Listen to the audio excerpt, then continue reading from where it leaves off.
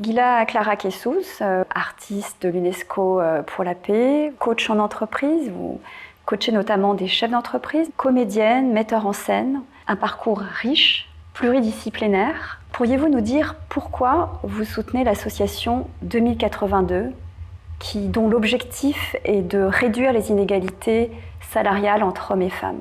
Pour moi, c'était normal de pouvoir soutenir l'association 2082. En tant que femme, on a besoin encore d'avoir de la guidance, d'avoir un certain accompagnement qui soit positif pour que certaines d'entre nous apprennent qu'il y a des protocoles. Il y a pas mal de choses qu'on fait déjà intuitivement au niveau négociation. Tout le monde sait comment réussir à pouvoir se positionner, pouvoir essayer d'accéder à ce que l'on veut. Par contre, peu de personnes savent qu'en fait, ça suit un protocole. Et réussir à pouvoir, je dirais, coder un certain comportement, c'est, à mon avis, ce qui manque aujourd'hui dans tout ce qui va toucher le leadership au féminin. Donc c'est pour moi l'ambition de l'association 2082. Alors vous avez anticipé une de mes questions qui est concrètement, comment on se prépare à la négociation salariale, comment on s'y prend? Déjà en essayant de pouvoir se dire qu'il n'y a pas de tabou à se préparer. Il y a certaines femmes qui y vont parce que justement, elles ne veulent absolument pas en entendre parler et elles verront bien. Ça, généralement, pardon de vous le dire, c'est pas véritablement une façon de pouvoir réussir en fait à obtenir ce que vous voulez. La préparation, c'est pas quelque chose qui va enlever de la spontanéité. J'entends beaucoup de personnes qui vont avoir des réserves en se disant oui, mais bon, plus je vais répéter, plus je vais manquer d'authenticité, manquer de spontanéité. Là aussi, fausse excuse. Plus vous allez répéter, plus vous allez en fait réaliser que le premier jet n'est pas forcément celui qui va être le plus efficace. Comment on se prépare pour répondre concrètement à cette question? Eh bien, il faut trouver quelqu'un de confiance dans son environnement. Un ami, ou quelqu'un même à qui vous avez vraiment donné votre confiance, qui va simplement vous permettre de jouer le jeu de rôle pour que vous allez non seulement comprendre, pour que vous puissiez comprendre votre rôle. Moi, vous avez mentionné que je fais du théâtre. Quand je fais des jeux de rôle avec les dirigeants, c'est ce que je dis, on joue son propre rôle. Vous allez répéter la scène telle qu'elle devrait se passer. Mais à un certain moment, moi, ce que je fais, c'est que je frappe dans mes mains, je dis « switch » et les gens changent. C'est-à-dire que tout d'un coup, vous allez jouer le rôle de la personne avec laquelle vous allez négocier. Et en faisant cette espèce de changement de paradigme mental, vous allez comprendre des choses. Et vous n'allez pas vous positionner de la même manière. Donc essayez de briser le tabou de cette rencontre qui, pour certaines, et c'est compréhensible, peuvent faire peur, pour essayer de se lancer dans une prospective positive, une prospective saine, en se disant « Ok, c'est un moment de vie qui mérite une certaine préparation, avec, bon, on va dire, une anticipation que ça peut aussi bien se passer. Ça peut aussi bien se passer. C'est ce que j'appelle l'optimalisme. Alors, c'est pas moi qui l'ai inventé, hein, c'est Tal Ben-Shahar, le fameux professeur de bonheur à l'université de Harvard. L'optimalisme, c'est-à-dire la combinaison entre l'optimisme et le réalisme. C'est pas y aller avec un optimisme béat, tout va bien se passer, etc. Non, tout peut aussi bien se passer, c'est-à-dire que dans l'arbre de décision des différentes possibilités, on va dire, de sortie de la rencontre de négociation, il y a une branche qui peut être une branche positive. Alors, je souhaiterais aborder la question hommes et femmes. Est-ce qu'il y a une différence dans la manière de négocier selon qu'on est une femme ou un homme? Alors, j'aime pas vraiment faire des approches manichéennes en disant qu'il y a une négociation au féminin et une négociation au masculin. Ce que je peux vous dire, c'est une anecdote que j'ai vécue, puisque j'ai travaillé dans la négociation diplomatique récemment. J'ai fait signer des accords qui sont appelés les accords d'Abraham et féministes. Je les ai appelés les accords de Sarah et Hajar, qui sont les femmes respectives d'Abraham et qui vont donner naissance à des fils qui eux-mêmes vont créer les différentes civilisations qu'on connaît.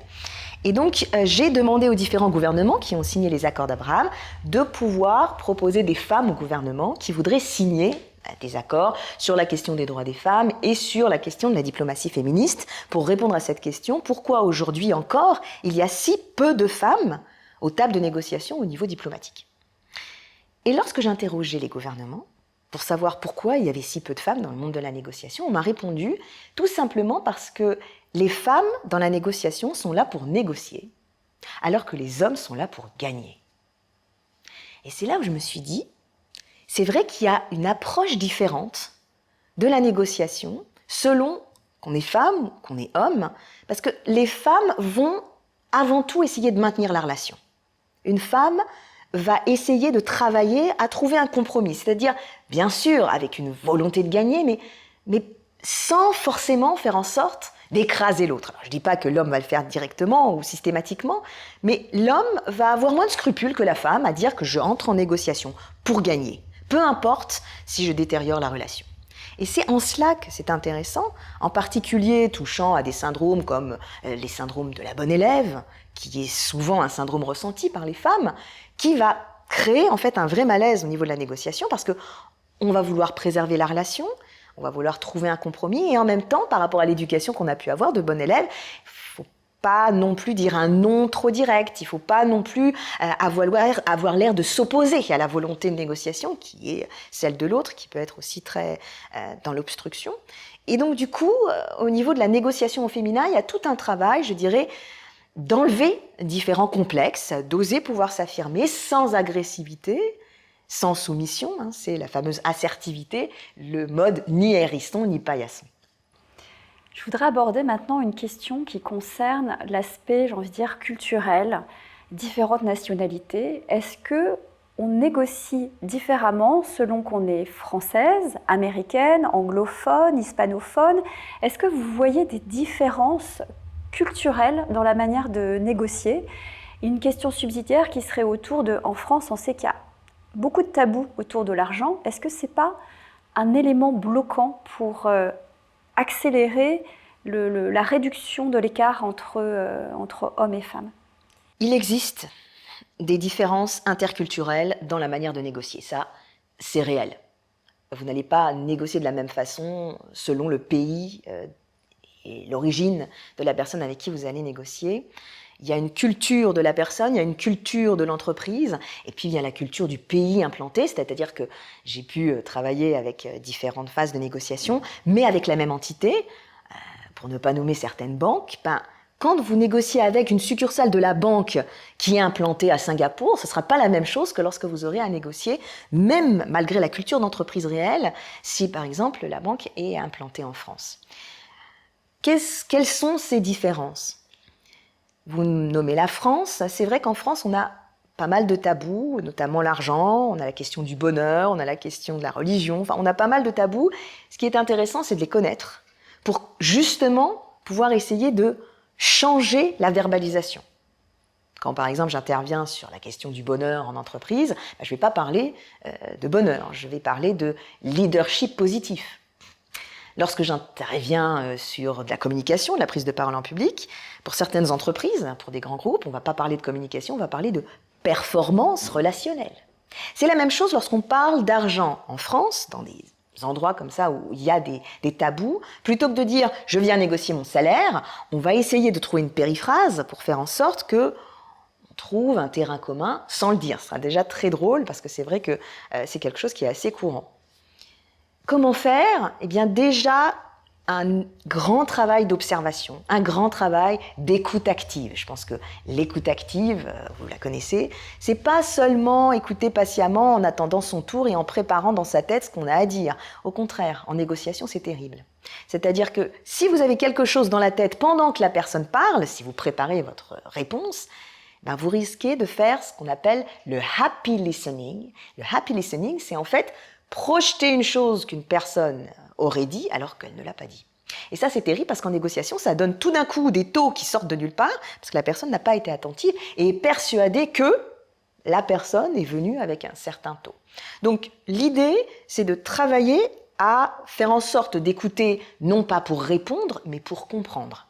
Et toujours en négociation, et ça, c'est bien sûr l'association qui va vous le donner, trouver l'intérêt sous la position, trouver le besoin sous le résultat que vous voulez obtenir. Pourquoi cette personne, et ça c'est ça qui est merveilleux, quand vous allez toucher à l'émotionnel, on est dans quelque chose d'universel. Si vous comprenez pourquoi la personne veut ce qu'elle veut, là vous êtes sûr de passer outre l'interculturalité.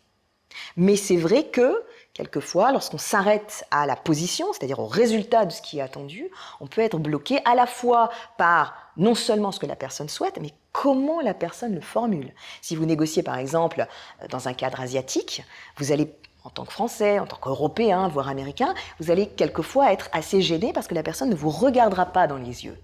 Et ça ne veut pas être interprété comme on pourrait l'imaginer, que la personne a quelque chose à cacher ou ment. C'est juste un signe de respect. Donc il y a tout ce travail pour répondre concrètement à la question comment on se prépare face à des questions d'interculturalité. Il y a un gros travail d'apprentissage de la culture, il y a un travail d'observation, d'écoute, tout en se disant que tout se jouera pendant la négociation.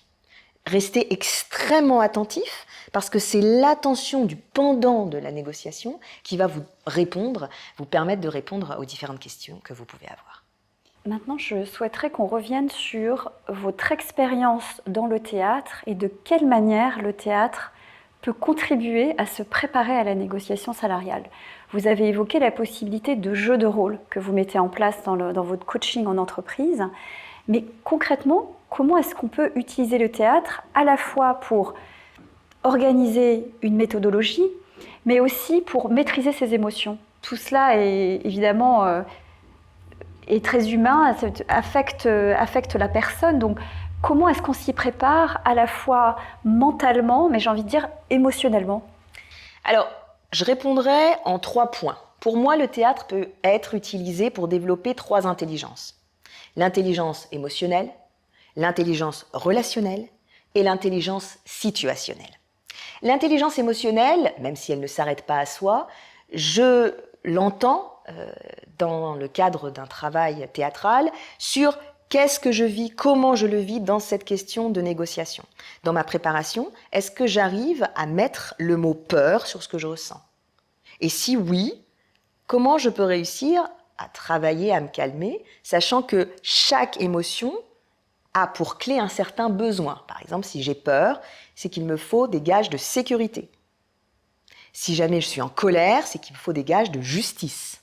Donc cette intelligence émotionnelle, elle va être développée par une préparation à la négociation sous une forme individuelle. Vous êtes seul avec votre papier et vous écrivez ce qui vous angoisse dans cette négociation.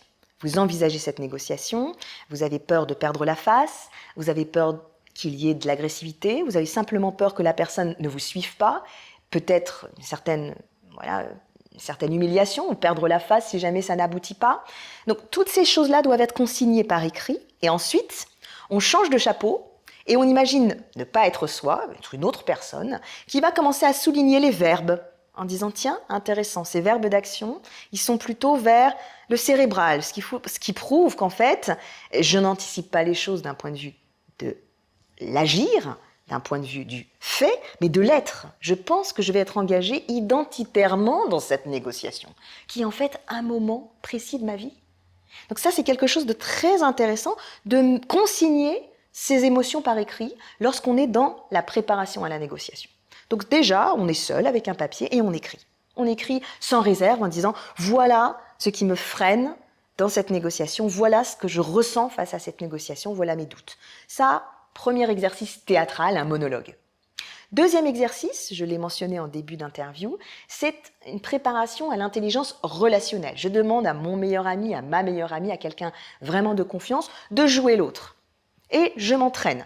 Intelligence relationnelle, je m'entraîne à être moi-même et switch, je change, je m'entraîne en fait à pouvoir prendre le rôle de l'autre, je me mets dans les chaussures de l'autre pour essayer de répondre et de pouvoir trouver les arguments qui vont me permettre d'être contré. Une fois que je connais les arguments de l'autre, dans la façon qu'il va avoir de me contrer, je les inclus bien sûr à l'intérieur de ma façon de négocier. Troisième intelligence, qui peut être développée par le théâtre, c'est l'intelligence situationnelle. L'intelligence situationnelle, c'est plus un talent, je dirais, d'improvisation. On a été dans le monologue, on a été dans le duo, dans la scène à deux. Et bien là, c'est l'improvisation, c'est-à-dire quelque chose qui arrive dans la scène que je n'avais pas prévu.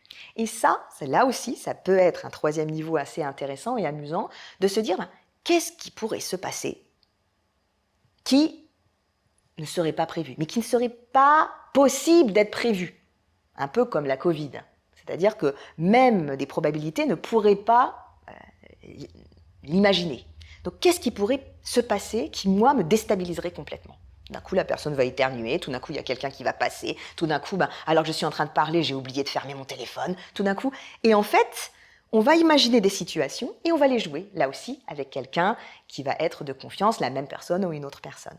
En fait, en se préparant par l'improvisation, on va déjà dédramatiser. Bizarrement, le théâtre va aider à déthéâtraliser la situation, en se rendant compte, en fait, qu'il y a un certain relativisme à avoir vis-à-vis de ce moment difficile, intense, qu'est la négociation. Ce n'est qu'un moment de votre vie et vous allez pouvoir le traverser seulement si vous lui remettez son importance, c'est-à-dire en le dédramatisant. Pourriez-vous nous présenter ce que c'est que la négociation raisonnée ? La négociation raisonnée, c'est une négociation qui va aller au-delà de la négociation classique. C'est ce qu'on appelle la fameuse négociation gagnant-gagnant, win-win. Elle a été créée par William Ury, entre autres, qui est négociateur à l'université d'Harvard et qui a été à l'initiative de l'ouverture du département de négociation à l'université d'Harvard. Aujourd'hui, beaucoup de personnes viennent se former. J'ai eu la chance d'être formée par William Ury. Et au tout début, la négociation raisonnée valait pour la diplomatie. Et puis petit à petit, on a ouvert sur des choses beaucoup plus relationnelles. Et William Ury a donc mis en place une vraie grille de négociation raisonnée, de préparation.